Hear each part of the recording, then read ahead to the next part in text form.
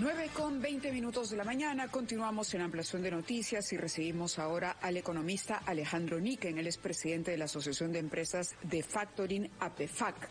Hay un problema con las pymes o las MIPES, que tiene que ver con los costos del sistema financiero y la falta de liquidez. Esta falta de liquidez podría llevar a muchas de estas pequeñas empresas a finalmente desaparecer.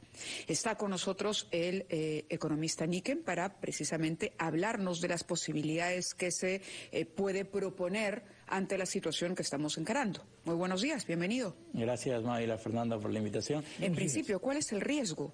A ver, un contexto como el que tenemos hoy día genera que los costos financieros del sistema financiero se encarezcan.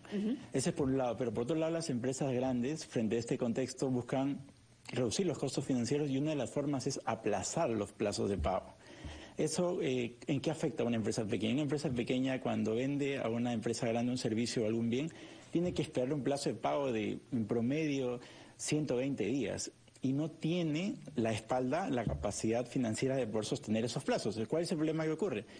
Tiene que esperar ese plazo, pero su proveedor de la empresa pequeña no le va a esperar 150 días, tiene que pagar el contado. La SUNAT tampoco va a esperar esos 150 días, tiene que pagar el contado. Los impuestos lo mismo.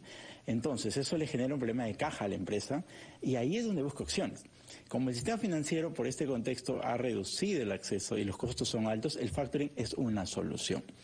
¿Y en qué consiste el factoring? Una empresa pequeña, al tener esta factura a crédito, puede ir a una empresa de factoring y descontarla. Y en 72 horas en promedio puede tener liquidez. Ya no espera 120 días y accede a liquidez. Pero si no le das opciones a la empresa pyme, lo que puede pasar es que quiebra o se va al camino de la informalidad, que es un problema de fondo. Y en nuestro país el acceso de la pyme es muy reducido, es menos del 7% después de la pandemia.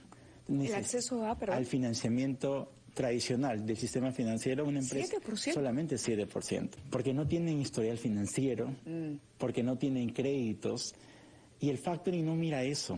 El factoring lo que mira es quién es tu cliente.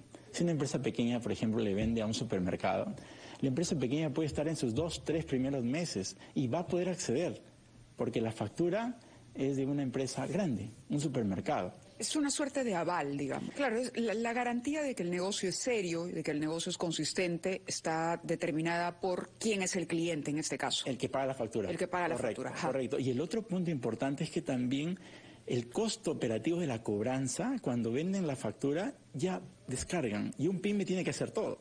Tiene que cobrar, vender, ser el financiero. Y esta es una herramienta que también le descarga operativamente. Pero hay un problema de fondo que estamos teniendo en el sistema en general.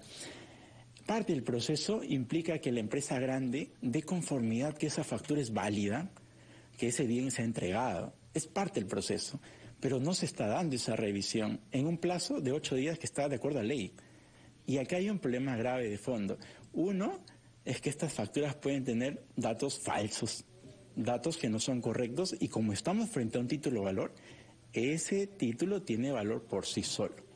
O sea, si yo facturé 1.000 y me equivoqué y puse 1.000.000, esa factura es válida por 1.000.000. Por 1.000.000. Claro. Así la empresa luego revise y se dé cuenta, oye, no, este valor no es correcto, después de los 8 días vale 1.000.000 esa factura. Estamos hablando entonces de una responsabilidad que no se está asumiendo por parte de los clientes de las pymes. Así es.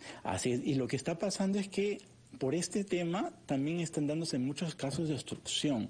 O sea, la empresa grande niega que proveedores puedan usar esta herramienta, bloquea. ¿Pero por qué? La norma no está clara para ellos y sobreponen sus políticas de pago sobre la norma. La norma dice, hay que revisar en 8 días, pero si la empresa no lo revisa, si la empresa por política revisa después de 30 días, sobreponen sus políticas de pago. Y el proceso adecuado es la norma. Y lo segundo es que la empresa ya sabe que existe una ley y no quiere acatar. No quiere acatar porque pierde poder de ampliar los plazos de pago que un proveedor lo pueden hacer. O sea, si llega el vencimiento y no puede pagar, lo aplaza. Al pasar a una empresa factoring, ya no lo aplaza. Va a cumplir los plazos de pago. Ese poder de negociación de la fecha de pago se pierde y hay algunas empresas que no le gusta esto. Es un poco abusivo, ¿no?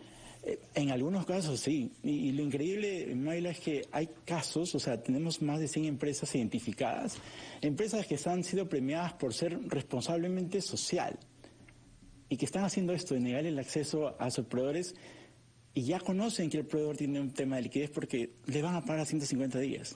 Señor Riquen, nos ha presentado usted el recurso al factoring, que ha tomado mucho auge por las crisis generadas desde la pandemia. Son 19 las empresas que hacen factoring que están asociadas en la asociación que usted preside. ¿Quién fiscaliza el sistema financiero de factoring? A ver, existe un registro de empresas de factoring en la SS. Ese registro es para cualquier empresa que va a canalizar este producto en el sistema financiero.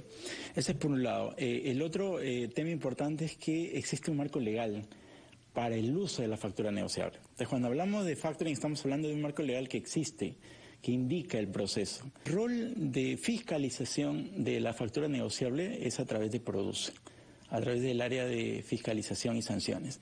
Cuando se identifican algunas prácticas de obstrucción, PRODUCE fiscaliza y multa a las empresas. Y pueden llegar hasta 50 criterios, o sea, más de 200.000 soles. Cuando identifica alguna práctica de obstrucción. ¿Se ha identificado algún caso? Hay más de 25 casos multados. Todavía es poco, porque hay un registro de más de 100 empresas que todavía no están multadas por obstruir el uso de la factura negociable. Pero eso es de cara al producto. Al producto me refiero al factura negociable. La factura negociable es el título valor. Ese es el que se transa.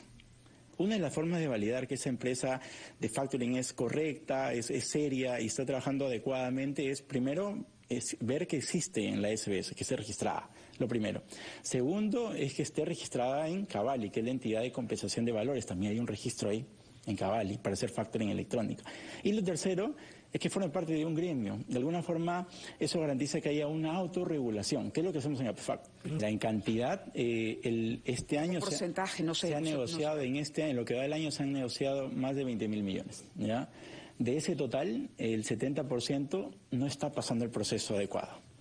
Estamos hablando, el 70% no pasa en el proceso adecuado porque se da la conformidad presunta, que es lo que les digo, ¿no?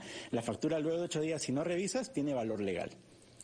Todo ese 70% es posible problema para una empresa grande. Entonces, ¿qué es lo que debemos trabajar? Difusión en que este producto existe. 2, que la empresa grande sepa que el PYME en este contexto necesita opciones de financiamiento y el factoring es una de ellas.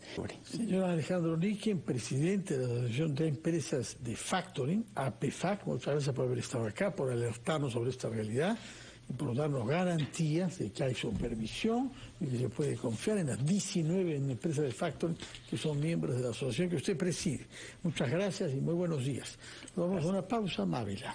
9:30.